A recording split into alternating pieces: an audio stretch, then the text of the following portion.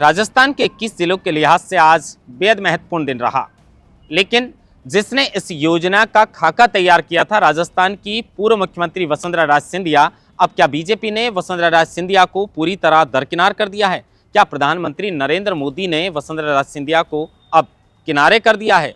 किरोड़ी लाल मीणा को बीजेपी ने घर बिठा दिया और नरेश मीणा को जबरन अपराधी बना दिया। समरावता गांव के अंदर पुलिस ने इतनी बर्बरता दिखाई, उसके बावजूद भी अब तक न्यायिक जांच नहीं हुई। इसको लेकर कांग्रेस नेता अशोक चांदना ने बीजेपी पर जो है जमकर हमला बोला है और सचिन पायलट की कांग्रेस के पदाधिकारियों की बैठक वाले पोस्टर से फोटो गायब होने के बाद एक नया विवाद सा छिड़ गया है। कांग्रेस की नेता विभा माथुर ने इसको लेकर कांग्रेस के प्रदेश अध्यक्ष गोविंद सिंह डोटासरा के सामने आपत्ति जताई तो गोविंद सिंह डोटासरा को थोड़ा गुस्सा तो आया, लेकिन उन्होंने कहा कि अगर आपको फोटो लगवाने का इतना शौक है तो खुद के कार्यक्रम में बुला लो, यहां पर प्रोटोकॉल के हिसाब से फोटो लगाई जाती है। आज इसी खबर पर विस्तार से चर्चा करेंगे। नमस्कार, आप देख रहे हैं लोकमत हिंदी और मैं हूं आपके साथ महेंद्र बांसुटा। सबसे पहले फायदे वाली और पूर्वी राजस्थान के 21 जिले और कुछ जिले इसके अंदर मध्य प्रदेश के भी शामिल हैं, जिसकी योजना का शिलान्यास करने के लिए प्रधानमंत्री नरेंद्र मोदी आज जयपुर आए थे। राजस्थान के लिए बड़ा महत्वपूर्ण दिन रहा कि आज 46,000 करोड़ रुपए की योजना का शिलान्यास किया गया है और जिस ईआरसीपी का ढिंढोरा काफी समय से पीटा जा रहा था, आखिरकार आज वो दिन आया है कि प्रधानमंत्री नरेंद्र मोदी ने इस योजना का शिलान्यास जयपुर के दादिया के अंदर किया है, जिसमें राजस्थान के मुख्यमंत्री सहित मध्य प्रदेश के मुख्यमंत्री मोहन यादव भी मौजूद रहे हैं। एमओयू जो साइन हुए वो भी बताया और प्रधानमंत्री नरेंद्र मोदी ने इसी बहाने इस योजना का शिलान्यास करने के बाद कहा कि बीजेपी का 1 वर्ष का कार्यकाल पूरा हो चुका है। राजस्थान के अंदर पेपर माफियाओं का घर हो चुका था, एक चैन सी बन चुकी थी, लेकिन इस चैन को तोड़ने का काम राजस्थान की बीजेपी की सरकार ने किया है। पेपर लीक माफियाओं की और पेपर लीक करने वालों की लगातार गिरफ्तारी हुई है, युवाओं के लिए रोजगार निकाले हैं। इस तरह की बात प्रधानमंत्री नरेंद्र मोदी ने की और जो भाजपा के लिए कहते हैं उनको मैं बताना चाहता हूं कि 60 साल में पहली बार ऐसा हुआ है कि लगातार 3 बार प्रधानमंत्री नरेंद्र मोदी यानी बीजेपी को लोगों का जन समर्थन मिला है और तीसरी बार भाजपा जो है वो देश के अंदर सरकार बनाकर लोगों की सेवा कर रही है। अब प्रधानमंत्री नरेंद्र मोदी जैसे ही मंच पर पहुंचते हैं तो सभी तमाम जो नेता वहां पर मौजूद थे एक के बाद एक सब अभिवादन कर रहे थे प्रधानमंत्री नरेंद्र मोदी का। नरेंद्र मोदी अभिवादन स्वीकार करते हुए आगे बढ़ रहे थे, लेकिन पंक्ति में शुरुआत में ही आ गई वसुंधरा राजे सिंधिया। वसुंधरा राजे सिंधिया ने हाथ प्रधानमंत्री नरेंद्र मोदी के जोड़कर अभिवादन तो किया, लेकिन ऐसा लग रहा था तस्वीर के अंदर कि शायद प्रधानमंत्री नरेंद्र मोदी ने वसुंधरा राजे सिंधिया को किनारे कर दिया, मंच पर बोलने का भी मौका नहीं मिला। 2017 के अंदर राजस्थान में जब बीजेपी की सरकार थी, उस वक्त इस राजस्थान कैनाल प्रोजेक्ट जिसे ईआरसीपी कह रहे हैं, इस ईआरसीपी योजना का खाका बीजेपी सरकार के वसुंधरा राजे सिंधिया के कार्यकाल में तैयार किया गया था। लेकिन अब शायद बीजेपी वसुंधरा राजे सिंधिया को या तो उन्हें उनका क्रेडिट भूल चुके हैं या फिर वसुंधरा राजे सिंधिया को क्रेडिट देना ही नहीं चाहते। यहाँ पर प्रधानमंत्री नरेंद्र मोदी आते हैं, वसुंधरा राजे सिंधिया मौजूद तो रहती हैं। वसुंधरा राजे सिंधिया को लगता है कि शायद प्रधानमंत्री जी की नजर मेरे ऊपर इस बार पड़ी जाएगी, लेकिन हर बार ऐसा ही होता है कि वसुंधरा राजे सिंधिया को किनारे कर दिया जाता है। मंच की तस्वीर भी अगर आप देखेंगे तो दोनों तरफ एमपी के मुख्यमंत्री मोहन यादव और प्रधानमंत्री के दूसरे साइड में जो है वो बैठे थे राजस्थान के मुख्यमंत्री भजनलाल शर्मा।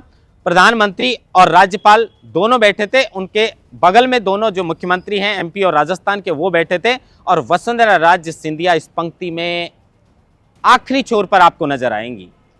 अब प्रधानमंत्री नरेंद्र मोदी के द्वारा अभिवादन स्वीकार करते समय भी वसुंधरा राजे सिंधिया की और पूरी तरह जो है वो तस्वीरों में आप साफ तौर पर देख सकते हैं कि किस तरीके से कह सकते हैं कि नजरअंदाज सा किया गया है। एयरपोर्ट पर जब पिछली बार प्रधानमंत्री नरेंद्र मोदी राइजिंग राजस्थान का उद्घाटन करने के लिए आए थे, उस वक्त एयरपोर्ट वाली फोटो भी वायरल हो रही थी, जिस फोटो के अंदर भी प्रधानमंत्री नरेंद्र मोदी और वसुंधरा राजे सिंधिया आपस में मिले तो सही, लेकिन उनके चेहरे के भाव देखकर ऐसा लग रहा था कि सब कुछ ठीक ठाक नहीं है। अब इस योजना का शिलान्यास किया है, इससे राजस्थान के 21 जिलों सहित मध्य प्रदेश के कुछ जिलों को पानी मिलेगा। कांग्रेस ने इसको लेकर टीकाराम जूली ने पहले ही इस तरीके की बातें की थी और उन्होंने तो ये भी कहा था जिस तरह का वसुंधरा राज्य के साथ आज हुआ है उसको लेकर टीकाराम जूली ने पहले ही कह दिया था, लेकिन उन्होंने तो ये भी कहा कि अब शिलान्यास कर रहे हैं। वसुंधरा राजे सरकार के कार्यकाल में जिस योजना का ये खाका तैयार हुआ था, उसका काम टीकाराम जूली ने कहा कि कांग्रेस सरकार के कार्यकाल में शुरू हो चुका था। अब प्रधानमंत्री नरेंद्र मोदी ने यह भी कहा कि बीजेपी की सरकार आने के बाद पेट्रोल डीजल भी सस्ता हुआ है, युवाओं के लिए रोजगार भी निकले हैं और पेपर लीक के माफियाओं पर नकेल कसने का भी काम किया है। लेकिन शायद प्रधानमंत्री नरेंद्र मोदी को यह नहीं पता है कि राजस्थान के अंदर जो सब इंस्पेक्टर की भर्ती है, वो आज भी उस भर्ती को लेकर सस्पेंस बरकरार है। जो भर्ती हुए हैं उनको भी इस पर जो सस्पेंस है, तो जो इस भर्ती को रद्द करवाना चाहते हैं उनको भी इस पर सस्पेंस है। कमेटी बनाने के बावजूद लगातार एसओजी की ओर से इस भर्ती को लेकर कई गिरफ्तारियां हुई, लेकिन अब उन्हें कोर्ट से राहत मिल रही है। तो जब राहत मिल रही है तो फिर गिरफ्तारी करना और एसओजी की इस तरीके की जांच का बहाना लगाना कि ताबड़तोड़ कार्रवाई की जा रही है, क्या एसओजी को भी कमजोर करने का काम किया जा रहा है? क्योंकि अब तक सब इंस्पेक्टर की भर्ती को लेकर कोई भी ठोस कदम जो है वो नहीं उठाया गया है। खैर, इसके आगे बढ़ते हैं कि किरोड़ी लाल मीणा और नरेश मीणा को लेकर कांग्रेस नेता ने बड़ी बात कही है, लेकिन उससे पहले सचिन पायलट को लेकर चर्चा कर लेते हैं। जो सचिन पायलट कांग्रेस की एक मजबूत कांग्रेस का पिलर माने जाते हैं राजस्थान में, जिनके साथ एक बड़ा जनसैलाब है राजस्थान में, उसी नेता की कांग्रेस के जो पदाधिकारियों की बैठक 16 और 17 दिसंबर को रखी गई थी। गोविंद सिंह डोटासरा मौजूद थे और इसी बैठक के पोस्टर के अंदर पूर्व मुख्यमंत्री अशोक गहलोत की भी फोटो थी, सुखजिंदर सिंह रंधावा जो कांग्रेस के प्रदेश प्रभारी हैं उनकी भी फोटो थी, नेता प्रतिपक्ष टीकाराम जूली की भी फोटो थी, तो गोविंद सिंह डोटासरा की भी फोटो थी। लेकिन इस पोस्टर से अगर किसी की फोटो गायब हुई तो वो थे सचिन पायलट। अब पोस्टर पर सचिन पायलट की फोटो जो है उसको गायब देखा तो कांग्रेस की जो नेता हैं विभा माथुर, उन्होंने गोविंद सिंह डोटासरा से ही पूछ लिया कि आखिर सचिन पायलट की फोटो क्यों गायब है।